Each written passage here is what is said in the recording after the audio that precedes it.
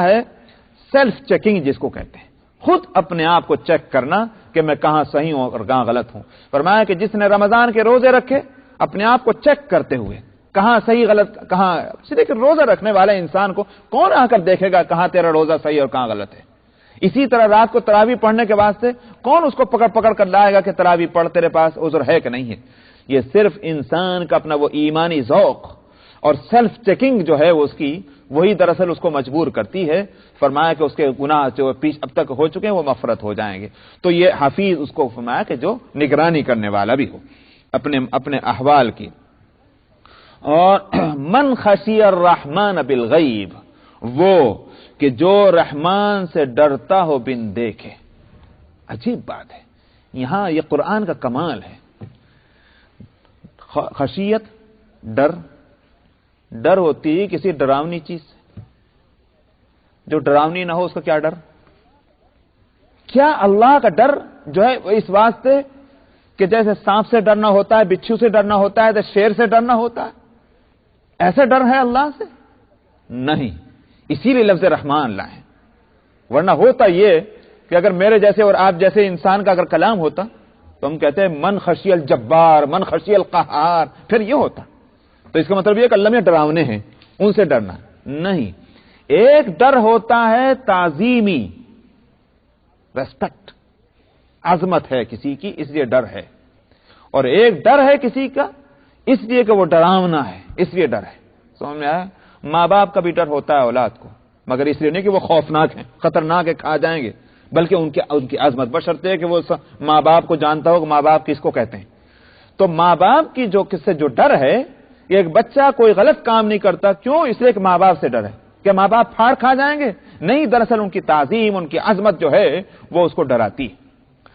یہاں فرمایا رحمان، عجیب بات، یعنی رحمان کا لفظ اللہ کے جو رحمان ہیں ان کا ڈر۔ اس کا مطلب یہ ہوا کہ اس اللہ کی شان رحمانی، خوب اس نقطے کو سمجھ لیجئے۔ بہت سے لوگ کہا کرتے ہیں گناہ کرتے ہوئے، ہاں جی ہم نے گناہ تو کیا، اللہ رحیم ہے، معاف کر دیں۔ ارے ظالم، یہ موقع اللہ کی رحمانی اور رحیمی کا حوالہ دینے کا نہیں ہے، یہاں تو اللہ کے جبار اور قہار ہونے کا خیال کرو تم۔ اس لیے یہاں کہا گیا رحمان، جانتا ہے کہ اللہ رحمان ہے، مگر اس کے باوجود گناہ پر آمادہ نہیں ہوتا۔ کیوں نہیں ہوتا؟ اس لیے کہ ڈر ہے۔ اللہ کی صفت رحمانیت کے پورے استحضار کے باوجود وہ انسان ڈرتا ہے اور برائیاں نہیں کرتا۔ یہ ہے اس لفظ کے معنی، من خشی الرحمن بالغیب، اور وہ بھی بن دیکھے۔ میں کسی کو دیکھیں آنکھوں سے سامنے دیکھ کر کے اور پھر برائی نہ کرے تو کیا کمال ہے؟ دیکھا نہیں ہے اور پھر ڈر کر کے نہیں کر رہا ہے، یہ کمال ہے۔ اللہ تو بے شک سب جگہ موجود ہیں، مگر ان آنکھوں سے تو نظر نہیں آتے۔ وہ یقین ہے، اور وہ یقینی انسان کو جو ہے وہ برائیوں سے روک رہا ہے، دراصل یہی اس کا کمال ہے۔ فرمایا کہ جو ڈرتا ہے رحمان سے بن دیکھے، وجاء بقلب منیب، اور لائے وہ قلب جو لو لگانے والا ہو اللہ کی طرف لو لگائے اس دل کی، ایسا دل بھی اس کا۔ تو معلوم ہوا، اب آپ اگر پھر سے ان کو دوہرا لیں، متقین کی پہچان اللہ نے کیا رکھی، عجیب، جیسے اوصاف وہاں اس جہنمی کے بتلائے تھے، اس کے مقابلے میں اوصاف جنتیوں کے بتلائے گئے۔ اگر وہاں وہ کفار عنید اور مناع للخیر معتد مریب ہے، اور الذی جعل مع اللہ الہا آخر، یہ ہے اگر اس کے احوال کس کے؟ جہنمی کے۔ تو جنتی جو ہیں ان کے لیے فرمایا متقین، ایک تو وہ متقین، پھر متقی کس کو کہتے ہیں؟ اس کے لیے کہا گیا اواب اور حفیظ اور من خشی الرحمن بالغیب وجاء بقلب منیب۔ اس کا مطلب یہی ہوا کہ دل، دماغ اور اس کے اعضاء جو ہیں وہ سب کے سب جو ہیں وہ اللہ کی طرف لگے ہوئے ہیں، یہی دراصل وہ متقی ہے۔ ادخلوها بسلام، کہا جائے گا جنت میں سلام کے ساتھ داخل ہو جاؤ۔ سلام سے مراد یا تو اس کے لغوی معنی ہے امن، پیس، کوئی خطرہ نہیں، کوئی پریشانی نہیں، جاؤ تمہاری ملکیت ہے، جنت تمہارا ہی اپنا گھر ہے، تمہارا اپنا وطن ہے، اپنے گھر میں چلے جاؤ بے دھڑک، کیا تکلف اپنے گھر میں جانے کے اندر۔ ایک تو معنی یہ ہوئے سلام، اور دوسرے معنی یہ بھی ہو سکتے ہیں سلام اصطلاحی۔ کیا مطلب ہے؟ کہ جاؤ السلام علیکم، تشریف لے جائیے، تو یہ السلام جس کو ریسپیکٹ میں کہا جاتا ہے، اعزاز اور محبت میں کہا جاتا ہے، نفرت میں اور دشمنی میں تو کوئی السلام علیکم نہیں کہتا۔ مطلب یہی ہے کہ اب تم قابل عزت ہو، قابل تکریم ہو، والسلام علیکم، تشریف لے جائیے جنت کے اندر۔ تو دونوں معنی ہو سکتے ہیں۔ ذالک یوم الخلود، فرمایا کیا کہ یہ ہمیشگی کا دن ہے۔ کیا مطلب؟ اب جانا ہے وہاں، کوئی ڈر نہیں، کوئی خطرہ نہیں کہ بھئی آج جا رہے ہیں شاید کل کو کوئی نکال نہ دے، نہیں، ہمیشہ بس اب وہیں اپنے اس جنت والے وطن میں رہنا ہے۔ لہم ما یشاؤون فیہا ولدینا مزید، وہاں جو چاہیں گے جنت میں وہ ہوگا، اور ہماری طرف سے کچھ اور بھی مزید۔ یعنی ان جنتیوں کی خواہشیں تو ہوئیں گی پوری، جو بھی خواہش ہو، لیکن یہاں ایک نقطہ میں بتا دوں، کہیں یہ دماغ ادھر نہ چل پڑے کہ صاحب اچھا تو ہم گناہ بھی کریں گے وہاں جا کے۔ سمجھ میں آیا؟ یہ لہم فیہا ما یشاؤون کے معنی یہ نہیں ہے کہ جنت میں جا کر انسان گناہ کی خواہش کرے گا اور گناہ بھی کرے گا۔ دراصل جیسے دنیا میں انسان کی طبیعت یہ بنائی گئی کہ اس میں دونوں صلاحیتیں ہیں، گناہ کرنے کی بھی اور اچھائیاں کرنے کی بھی۔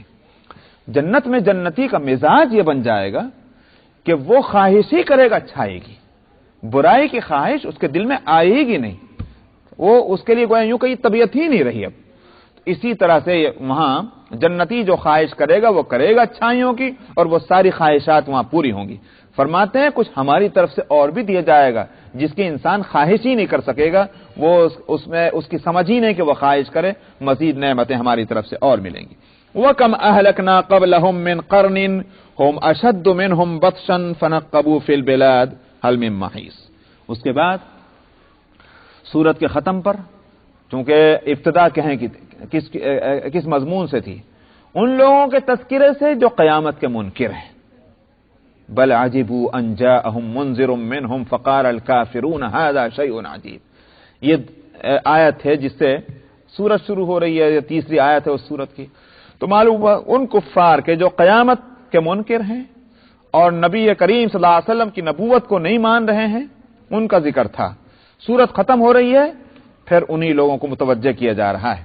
فرمایا کتنی بستیاں ان سے پہلے گزر چکی ہیں، کتنی قومیں ان سے پہلے گزر چکی ہیں۔ قرن کا لفظ دونوں کے لیے آتا ہے، قوموں کے لیے بھی، اصل تو زمانے کے لیے ہے، لیکن ظاہر ہے کہ زمانے کا اپنا تو کوئی وجود نہیں ہوا کرتا، یا بستیاں ہوتی ہیں یا قومیں ہوتی ہیں۔ فرمایا کتنی قومیں ان سے پہلے گزر چکی، ہم ہلاک کر چکے ہیں۔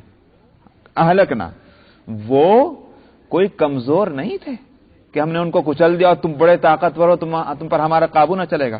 فرمایا ہم اشد منہم بطشا، وہ کہیں سخت تھے اپنی طاقت اور قوت کے اعتبار سے۔ بطش کہتے ہیں پکڑ کو، یہ ہے بطش، پکڑ لینا کسی چیز کو مضبوطی کے ساتھ، وہ کہیں زیادہ طاقت اور قوت میں ان سے سخت تھے۔ فنقبوا فی البلاد، اور یہ یا تو وہ شہروں میں گھومتے پھرا کرتے تھے، جیسے تم گھومتے پھرتے ہو وہ بھی چلتے پھرتے تھے، لیکن اللہ کی پکڑ جب آئی نہ بچ سکے۔ مراد اس سے قوم عاد ہیں۔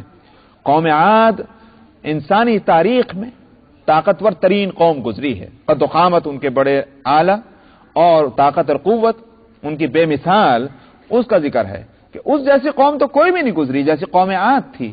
چلتے پھرتے تھے، مگر اس چلنے پھرنے والی اور طاقتور قوم کو اللہ نے جب کچلنے کا فیصلہ کیا، کون بچا سکا؟ فرمایا حل من محیص، رہا کہیں ان کا کوئی ٹھکانہ بچاؤ کا؟ نہ بچ سکے وہ کہیں بھی۔ ان فی ذلک لذکری لمن کان له قلب او القى السمع وهو شہید، فرمایا کہ اس میں، ان قوموں کے اس ہلاکت میں نصیحت ہے اس کے لیے کہ جس کے پاس دل ہو اور یا وہ کان دھرے توجہ کے ساتھ۔ وہو شہید یعنی کان دھرے کا مطلب یہی ہے کہ وہ کان لگا کر بات کو سنیں، یہ نہیں کہ ادھر سن اور ادھر نکال۔ آواز آ رہی ہے جس کو قرآن حکیم میں مثال دی گئی کہ مثلہم کمثل الذی ینعق بما لا يسمع الا دعاء ونداء صم بکم عمی فہم لا یعقلون۔ ایک سننا تو وہ ہے۔ فرمایا کہ ان کی مثال ایسی ہے کہ جیسے کوئی پکارے ایسے کو کہ جو صرف پکار نہ سمجھے، اس سے زیادہ اور کچھ نہ سمجھے۔ کیا مطلب؟ جانور، اب اگر آپ کسی مرغی کو آپ بلائیں، کیا کہیں گے آپ اس کو؟ کوئی بھی چمکاریں، مثلا بعض مرغیوں کو بلانے کا جو بھی انداز ہو، اب اگر آپ ان کو بلا رہے ہیں اور مرغیاں آپ کی اس آواز کو سن کر آ جائیں، اس کا یہ معنی تو نہیں کہ مرغیاں آپ کی تقریر بھی سمجھ جائیں گی، کہ اب آپ ان کے سامنے لیکچر دینے کھڑے ہو جائیں مرغیوں کے سامنے، اور کیونکہ مرغیوں نے آپ کے بلانے کو سمجھ لیا لہذا یہ کہ وہ مرغیاں آپ کی تقریر بھی سن لیں گی۔ تو جیسے جانور ہوتے ہیں کہ وہ بلانے اور دھتکارنے کو سمجھ جاتے ہیں لیکن تقریر نہیں سمجھ سکتے، یہی حالت ان کفار کی ہے کہ سنتے ہیں مگر نہ سننے والوں میں، یہ ان کو اللہ نے دی ہے عقل مگر سمجھتے نہیں ہے۔ تو مگر یہاں مراد ہے ان لوگوں سے کہ ان کو لیے نصیحت ہے کہ جن کے سینے میں دل ہو، حساس دل، اور وہ کان دھریں حاضر دماغی کے ساتھ، ان کے لیے اس میں نصیحت ہے۔ بس وقت ہو گیا، انشاءاللہ باقی آئندہ اور آیت نمبر 38 سے ہونا چاہیے، 37 تو ہو گیا ہوگا۔ چلیے آیت نمبر 37 سورہ قاف، آیت نمبر 37 صفحہ نمبر 1417۔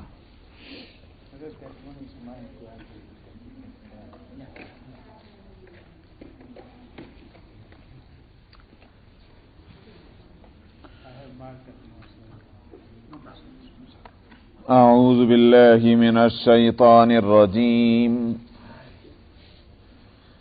بسم اللہ الرحمن الرحیم، ان فی ذلک لذکری لمن کان له قلب او القى السمع وهو شہید،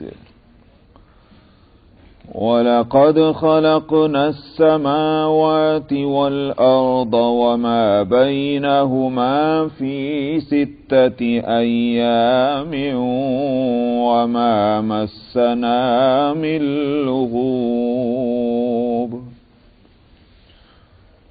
فاصبر على ما يقولون وسبح بحمد ربك قبل طلوع الشمس وقبل الغروب ومن الليل فسبحه وأدبار السجود، واستمع يوم ينادي المناد من مكان قريب، يوم يسمعون الصيحة بالحق، ذلك يوم الخروج، إنا نحن نحيي ونميت وإلينا المصير، يوم تشقق الأرض عنهم سراعا، ذلك حشر علينا يسير، نحن أعلم بما يقولون وما أنت عليهم بجبار، فذكر بالقرآن من يخاف وعيد، صدق الله العظيم۔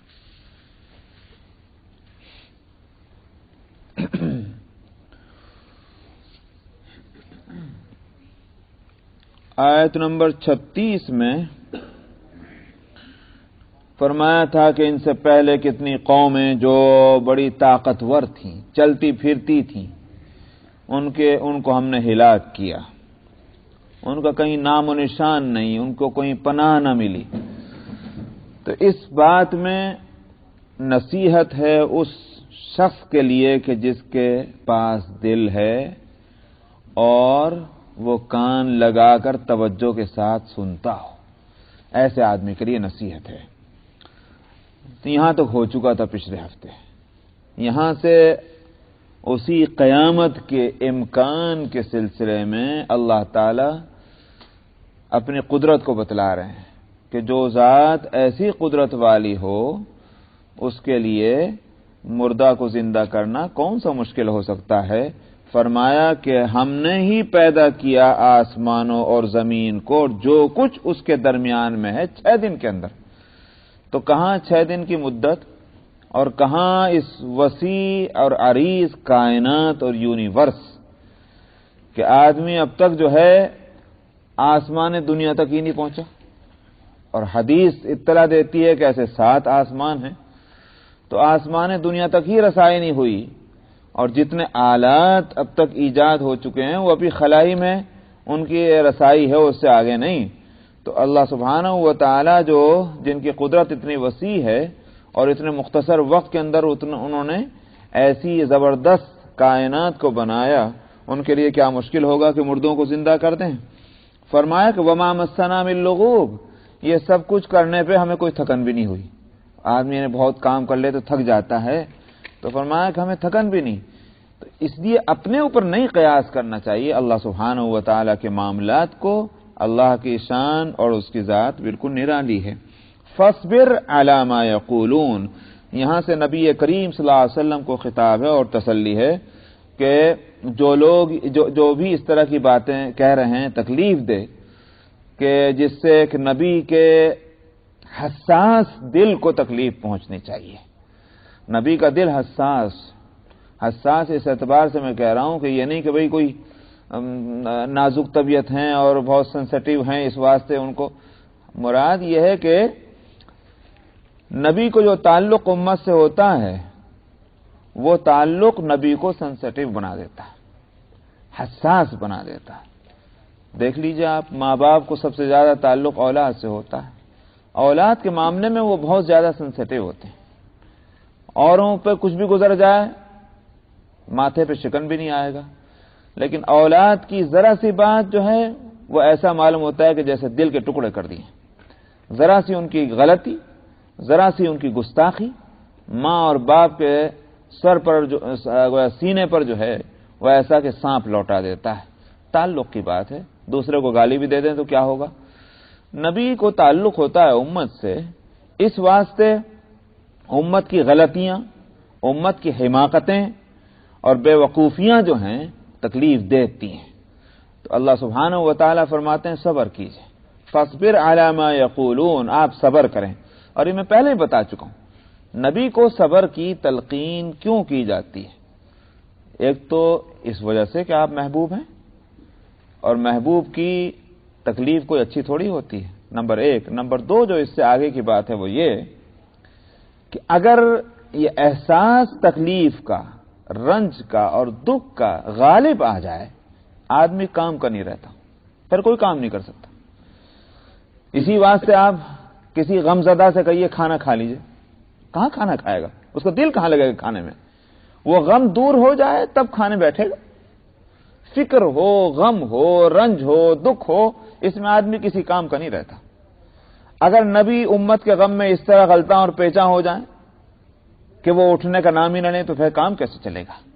اس لیے ان کو بار بار تسلی دی جاتی ہے، بار بار صبر کی تلقین کی جاتی ہے۔ ہٹائیے اس غم کو اپنے سے دور کیجئے، کھڑے ہو جائیے، اپنا کام کیجئے۔ تو یہ ہے اس کی وجہ۔ فرمایا فاصبر علی ما یقولون، آپ صبر کیجئے ان باتوں پر جو یہ کہتے ہیں۔ اب صبر کے لیے راستہ کیا ہو؟ آپ خالی کہتے ہیں صبر کرو صبر کرو صبر کرو، تو اب آخر آدمی بھی اکتا جائے گا۔ بھئی کوئی طریقہ تو بتاؤ کہ صبر کیسے ہو۔ اللہ سبحانہ و تعالی جب بندوں کو، یہاں تک نبی کو یا نبی کے علاوہ اور بندوں کو جب کسی بات کی ہدایت کرتے ہیں کہ یہ ہونا چاہیے تو اس کا طریقہ بھی بتلاتے ہیں۔ یہاں صبر کا ایک بہترین طریقہ بتلایا گیا۔ وہ طریقہ کیا ہے؟ وَسَبِّحْ بِحَمْدِ رَبِّكَ، اپنے رب کے حمد کی تسبیح پڑھیے۔ کیا مطلب ہوا؟ یہ تو الفاظ ہوں گے، سبحان اللہ، الحمدللہ، لا الہ الا اللہ وغیرہ وغیرہ، یہ تو الفاظ ہیں، لیکن دراصل جب آدمی ارادتاً اللہ کی تسبیح اور حمد کی طرف لگے گا تو اس کا دماغ بھی تو اللہ کی طرف لگے گا، اور جب دماغ اللہ کی طرف لگ گیا تو پھر ظاہر بات ہے کہ دماغ جو ہے، انسان کا ذہن اور فکر جو ہے وہ ایک وقت میں ایک ہی کام کر سکتا ہے، دو نہیں کر سکتے۔ یا تو اس فکر کو اللہ کی طرف لگا دے، یا پھر اس فکر کو جو ہے وہ اللہ کے علاوہ دوسروں کی طرف لگا دے۔ اسی واسطے جس کو یوں کہیے کہ ذہن کا منتقل کر دینا وہ بہترین علاج ہوتا ہے۔ آپ کسی کے پاس جائیں، کوئی بیچارہ رنج میں، دکھ میں بیٹھا ہو، آپ کیا کریں؟ اس کے دکھ کو ہم ہلکا کرنے کے واسطے اس سے کچھ اور باتیں کریں جس سے کہ اس کی طبیعت بہل جائے، ذرا اس کو ہنسی آ جائے، ذرا وہ خوش ہو جائے، لیجیے صاحب اس کا رنج دور ہو جائے گا۔ کیا ہوا؟ آپ نے اس کے ذہن کو جو ہے دوسری طرف منتقل کر دیا۔ تو یہ علاج ہے۔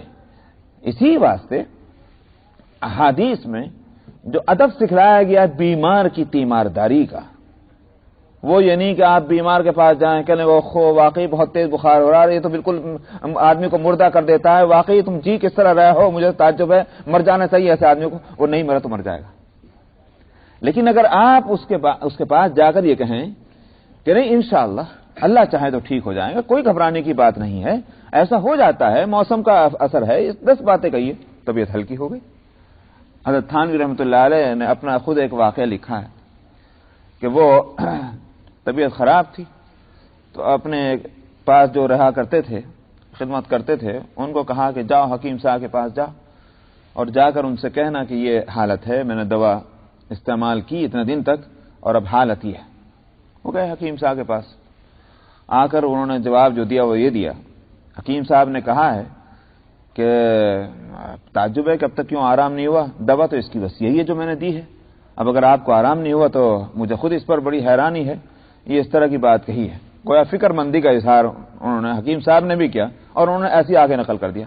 فرمایا تمہیں تو کام بھی نہیں کرنا آتا، سمجھ آئے، میرے ذہن پر تم نے بوجھ مسلط کر دیا، سمجھ آئے، تم جاؤ واپس اور جا کر پھر آؤ، کہنا چاہیے بیمار کو کہ انشاءاللہ ٹھیک ہو جائے گا، آپ اور دوائی یہی استعمال کریں، اللہ چاہے تو اس سے فائدہ ہوگا، تم نے آ کر میرے ذہن کو اور زیادہ بوجھل کر دیا۔ تو وہ اس طرح علاج کیا کرتے تھے اپنے معتقدین کا۔ یہ واقعہ یہی ہے، اسی واسطے حدیث میں یہی بتلایا گیا کہ جب بیمار کے پاس جائیں تو آپ کا انشاءاللہ طہور، اللہ چاہے تو یہ تمہارے لیے جو کچھ تھوڑی بہت انسان کے ساتھ لگی رہتی ہیں کمزوریاں اور خطائیں اور غلطیاں، انشاءاللہ یہ اس کے پاک کرنے کا ذریعہ بنے گی۔ اب ایک مومن جو ہے جب اس کو یہ بتائیے جو آپ تکلیف ہے یہ آپ کے انشاءاللہ درجوں کو اللہ کے یہاں بلند کر رہی ہے اور انشاءاللہ جلدی آرام بھی ہو جائے گا، دیجئے صاحب جو تکلیف اٹھا چکی اس کی وجہ سے اس کو تسلی ہو رہی ہے اور آئندہ کے واسطے اطمینان بھی اس کو مل رہا ہے۔ میں یہ عرض کر رہا تھا کہ ذہن کو منتقل کرنا یہی علاج ہے۔ فرمایا کہ وسبح بحمد ربک، اللہ کے حمد کی تسبیح پڑھو۔ تو کیا ہوا؟ جب اللہ کی طرف لو لگ گئی تو ادھر سے غم غلط ہو گیا۔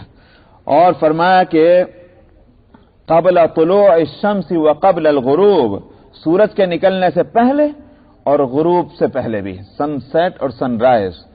اس سے اشارہ اس طرف ہے کہ یہ تسبیح سے مراد جو ہے وہ تسبیح پڑھی اپنے رب کی حمد کی، اس سے مراد ہے نماز، اس لیے کہ نماز ہی کے اوقات مقرر ہیں۔ ویسے اللہ کو یاد کرنے کے اوقات کچھ مقرر نہیں ہے کہ صاحب گھڑی دیکھ کر آپ اللہ کو یاد کرنے کے واسطے تسبیح لے کے بیٹھ جائیں، لیکن نماز کے اوقات بے شک مقرر ہیں، اس لیے کہ قرآن حکیم میں نماز کے لیے فرمایا کہ ان الصلاۃ کانت علی المؤمنین کتابا موقوتا، نماز جو ہے وہ مؤمنین پر وقت کے تعین کے ساتھ فرض کی گئی ہے کہ وقت آئے گا تو نماز فرض ہوگی، اگر وقت ہی نہیں آیا تو نماز فرض نہیں ہے۔ جیسے مثلا اس وقت ہمارے اوپر آج کی اثر فرض نہیں ہے، آج جو بھی تاریخ ہے 19 تاریخ ہے یا کیا ہے آج تاریخ 20، آج 20 تاریخ ہے تو 20 اکتوبر کی اثر ہمارے اوپر فرض نہیں ہے۔ اگر کوئی پڑھنا بھی چاہے تو ادا نہیں ہوگی، ہو جائے گی ادا نہیں ہوگی، کیوں نہیں ہوگی؟ وقت ہی نہیں آیا، اور وقت ہی سبب ہے اس کی فرضیت کا۔ لیکن اگر کوئی شخص اس نے ایک وظیفہ مقرر کیا کہ مجھے مثال کے طور پر ایک تسبیح درود شریف کی روز پڑھنی ہے، وہ اگر اپنے سہولت کی وجہ سے کوئی وقت مقرر کر لے وہ بات الگ ہے، لیکن یہ نہیں ہو سکتا کہ اگر وہ وقت گزر گیا 1 گھنٹہ لیٹ ہو گیا تو نہیں پڑھ سکتا، قضا ہو گیا۔ اس لیے کہ تسبیح کے لیے تو فرمایا کہ یا ایھا الذین آمنوا اذکروا اللہ ذکرا کثیرا، اللہ کو یاد کرو زیادہ سے زیادہ۔ تو تسبیح اور ذکر کے لیے وقت نہیں لیکن نمازوں کے لیے وقت ہے۔ جب یہاں وقت کی بات ہوئی تو اس سے مفسرین نے یہ سمجھا ہے کہ مراد ہے نماز پڑھنا۔ کیا معنی؟ جب پریشانی ہو تکلیف ہو تو صبر کرو، اور صبر کا بہترین علاج نماز پڑھنا۔ اسی واسطے آپ دیکھ لیجئے سورہ بقرہ میں کیا فرمایا مسلمانوں کو، یہاں تو نبی کو خطاب ہے، دوسری جگہ مسلمانوں کو خطاب کرتے ہوئے فرمایا یا ایھا الذین آمنوا استعینوا بالصبر والصلاۃ، اے ایمان والو مدد حاصل کرو صبر سے اور نماز سے۔ معلوم ہوا کہ صبر اور نماز کا جو ہے وہ ایک چولی دامن کا ساتھ ہے، صبر مقصود ہے، ذریعہ اس کی نماز ہے۔ یہ مطلب نہیں ہے کہ نماز کو کسی چیز کا ذریعہ بنا کرے، وہ نماز تو اللہ کے واسطے پڑھی جائے گی، نیت یہی ہوگی کہ اللہ کے لیے پڑھ رہا ہوں، لیکن خود بخود اس سے صبر آ جائے گا۔ تو یہاں مراد ہے اس سے نماز. اس کے اوقات بتلائے گئے. صبح کی نماز ہے, غروب آفتاب سے پہلے جو نماز ہوتی ہے عصر کی ہے, اور اسی طرح سے دوسری آیتوں میں اور بھی اوقات بتلائے گئے ہیں. فرمایا کہ وَمِنَ اللَّيْلِ فَسَبِّحْهُ, اور رات کے اوقات میں بھی اللہ کی تسبیح پڑھیں. اس سے مراد ہے رات کی نمازیں جیسے مغرب اور عشاء کی نمازیں ہوتی ہیں. اور فرمایا کہ وَأَدْبَارَ السُّجُودِ, اور سجدوں کے بعد میں بھی. سجدوں سے مراد جب نماز اگر لی جائے, اور ہے یہی, تو مراد یہ ہے کہ نمازیں بھی پڑھو اور نمازوں کے بعد بھی کچھ تسبیح پڑھ لیا کرو اللہ کو. تو اسی واسطے نبی کریم صلی اللہ علیہ وسلم کا معمول مبارک نمازوں کے پیچھے تسبیحات کچھ نہ کچھ پڑھنے کا تھا. بعض حدیثوں میں آتا ہے کہ آپ لا الہ الا اللہ, لا الہ الا اللہ وحدہ لا شریک لہ لہ الملک ولہ الحمد یحیی ویمیت وہو علی کل شیء قدیر 10 مرتبہ پڑھا کرتے تھے. بعض روایتوں سے معلوم ہوتا ہے کہ آپ نے یہ فرمایا کہ 10 مرتبہ سبحان اللہ اور الحمدللہ اور اللہ اکبر پڑھ لیا کرو. بعض اور روایتوں سے معلوم ہوتا ہے کہ آپ نے فرمایا کہ 33 دفعہ سبحان اللہ الحمدللہ اور 34 دفعہ اللہ اکبر. بعض روایتوں سے معلوم ہوتا ہے کہ آپ نے فرمایا کہ 25 دفعہ, بلکہ ایک صحابی تھے, آپ فرما رہے تھے 33 دفعہ کی بات. تو صحابی نے عرض کیا کہ یا رسول اللہ, میں نے خواب میں دیکھا کوئی شخص کہہ رہا ہے کہ 25 دفعہ سبحان اللہ اور 25 دفعہ الحمدللہ اور 25 دفعہ اللہ اکبر, 25 دفعہ لا الہ الا اللہ پڑھا کرو. فرمایا ایسے ہی کر لیا کرو. تو معلوم ہوا کچھ نہ کچھ تسبیح نمازوں کے بعد پڑھنا چاہیے. یہ سنت سے اس کا ثبوت ہے. وَسَبِّحْهُ, اور فرمایا کہ وَأَدْبَارَ السُّجُودِ, نمازوں کے پیچھے بھی کچھ نہ کچھ اللہ کو یاد کرو. وَاسْتَمِعْ يَوْمَ يُنَادِ الْمُنَادِ مِن مَّكَانٍ قَرِيبٍ, اور فرمایا کہ سنو تم جس دن آواز دینے والا آواز دے گا قریب جگہ سے. یعنی مطلب یہ ہے کہ اس بات کی طرف ذرا کان لگاؤ. کان لگانے کے معنی یہ نہیں کہ وہ بھی پکار رہا ہے. اصل میں مراد یہ ہے کہ اپنے ذہن کو متوجہ کر لو اس بات کی طرف کہ وہ وقت جیسے بالکل اب آیا چاہتا ہے. آپ کہتے ہیں اچھا ذرا کان لگاؤ, دیکھو بھی آواز آئے گی تھوڑی دیر میں. تم ارے بھائی جب آئے گی تب کان لگوا لینا, ابھی کہیں کو. مراد یہی ہے کہ بس ٹائم ابھی تھوڑا ہی ہے, ابھی آنا چاہتی ہے وہ آواز. تو یہاں قیامت کے قرب کو بتلا رہے ہیں. قیامت دور نہیں ہے, نزدیک ہے. ایسے جیسے تم ابھی کان لگا کے سننے کے واسطے تیار ہو جاؤ, تو وہ اللہ اس کے قریب ہونے کو بتا رہے ہیں. فرمایا کان لگاؤ اس دن کے لیے کہ جس دن پکارنے والا پکارے گا قریب جگہ سے. مراد اس سے کیا ہے؟ حضرت اسرافیل علیہ الصلوۃ والسلام کا سور. وہ سور جو ہے وہ پکار ہوگی. کس بات کی؟ چلو میدان حشر کی طرف. وہ سور پھونکیں گے اور وہ لوگ جو ہیں وہ سور کے وجہ سے ایک میدان کی طرف کو چلیں گے. من مکان قریب, قریب جگہ سے. اس سے مراد یہ ہے کہ ہر ایک کو وہ آواز ایسے پہنچے گی جیسے بالکل اس کے قریب سے آ رہی. یہ نہیں ہے کہ آواز ایسی ہے کہ جو سامنے ہیں ان کو تو نزدیک معلوم ہو رہی ہے, جو بہت پیچھے ہیں ان کو دور کی آواز ہے. ہر ایک کے لیے وہ آواز وہ ایسی ہوگی جیسے بالکل اس کے قریب سے آ رہی ہے. یہ ہے من مکان قریب. یوم یسمعون الصیحۃ بالحق, وہ جس دن کہ یہ حق کی پکار کو سنیں گے. وہ حق کی پکار سے مراد وہی ہے, یعنی نفخہ صور جس کو کہا گیا, جس سے اللہ سبحانہ و تعالیٰ کی طرف سے لوگوں کو بلایا جائے گا اور پکارا جائے گا. فرمایا ذالک یوم الخروج, یہ نکلنے کا دن ہے. تو 2 سور ہوں گے. ایک سور ہے جس کو کہا جاتا ہے نفخہ صاعقہ. وہ جب پہلا سور پھونکا جائے گا جو کچھ زندہ ہیں سبھی ختم ہو جائیں گے, سب کی جان نکال لی جائے گی. یہ ہوگا پہلا سور. اور اس کے بعد جتنا عرصہ لگے گا اللہ کو معلوم. اس کے بعد دوسرا سور پھونکا جائے گا, اس کو کہا جائے گا نفخہ بعث. تو پہلے جو ہے واستمع یوم ینادی المناد, اس سے مراد تو ہے پہلا سور. اور دوسرا جو ہے کہ یوم یسمعون الصیحۃ بالحق, یہ ہے نفخہ بعث. اسی لیے فرمایا ذالک یوم الخروج, یہ نکلنے کا دن ہوگا. اس سور کے نتیجے میں جو قبروں کے اندر ہیں, جو کہاں بھی ہیں, وہ جہاں بھی ہوں گے, سمندر میں بھی کوئی ڈوبا ہوگا تو وہ سور کے نتیجے میں وہیں سے وہ نکل کر آئے گا. وہ یوم یسمعون الصیحۃ بالحق ذالک یوم الخروج, یہ نکلنے کا دن ہے. انا نحن نحیی ونمیت والینا المصیر, فرمایا کہ ہم ہی زندگی دیتے ہیں اور ہم ہی موت دیتے ہیں اور ہماری طرف سب کو لوٹنا ہے, جگہ بھی ہماری طرف ہے لوٹنے کی سب کی. یوم تشقق الارض عنہم سراعا ذالک حشر علینا یسیر, فرمایا جس دن زمین پھٹے گی اور اس میں سے نکل کر لوگ تیزی سے دوڑیں گے. اس دن کی فکر کرنی چاہیے. فرمایا کہ ذالک حشر، وہی حشر کا دن ہے اور وہ ہمارے لیے بہت آسان ہے. اس کے لیے ہم کو کوئی پاپڑ بیلنے نہیں پڑیں گے، کوئی انتظامات نہیں کرنا پڑے گا. بنانا اگر ہمارے لیے آسان تھا 6 دنوں کے اندر، آسمانوں اور زمینوں اور اس کے درمیان کی مخلوق کا اور ہم ذرا نہ تھکے، تو ان کو تباہ کر دینا، برباد کر دینا، اس میں ہمارے لیے کیا پریشانی؟ بھائی مکان بنانے میں دیر لگتی ہے، گرانے میں تو ذرا دیر نہیں لگتی. سمجھ میں آیا؟ اگر بنانے میں ہم نہ تھکے تو گرانے میں اور تباہ کرنے میں کہاں کو ہم کو پریشانی. اس لیے فرمایا ذالک حشر علینا یسیر، یہ حشر ہمارے لیے آسان ہوگا. نحن اعلم بما یقولون، ہم جانتے ہیں جو کچھ یہ کہہ رہے ہیں. جس طرح کی باتیں یہ اللہ کے تعلق سے، نبی کے تعلق سے، قیامت کے تعلق سے کہتے ہیں، فرمایا کہ ہم خوب جانتے ہیں. وما انت علیہم بجبار، آپ ان کو مجبور کرنے والے نہیں ہیں. کیا مطلب؟ آپ اپنا کام کرتے رہیں، آپ کا کام جو ہے وہ ان کو مجبور کر کے لانا نہیں، ان کو سزا دینا نہیں ان سے نمٹنا ہے. نمٹنا ہمارا کام ہے. آپ تبلیغ دین کرتے رہیں، ان کو واعظ و نصیحت کرتے رہیں. مجبور کرنا آپ کا کام نہیں، یہ ہمارا کام ہے. جس کو چاہے ہم راہ حق پہ دے دیں اور جس کو چاہے ہم بعد میں پکڑیں. یہ دراصل نبی کو سنانا نہیں بلکہ دوسروں کو سنانا ہے کہ نبی تو اپنا کام کر رہے ہیں. پکڑ ان کی نہیں ہوگی کل کو تمہاری غلطیوں کی وجہ سے، پکڑ تمہاری ہی ہوگی. اس لیے تم کو فکر کرنی چاہیے. فذکر بالقرآن من یخاف وعید، تو اے پیغمبر آپ ان کو قرآن کے ذریعے سے نصیحت کیجئے. خاص طور پر کس کو؟ اس کو جس کو وعید کا ڈر ہے، یعنی اللہ کے ڈراوے کا. اس کو اسی کو نصیحت ہو سکتی ہے، ورنہ دوسری نصیحت تو سب کو ہوگی، مگر کارآمد اسی کے لیے جس کے دل میں ڈر ہے.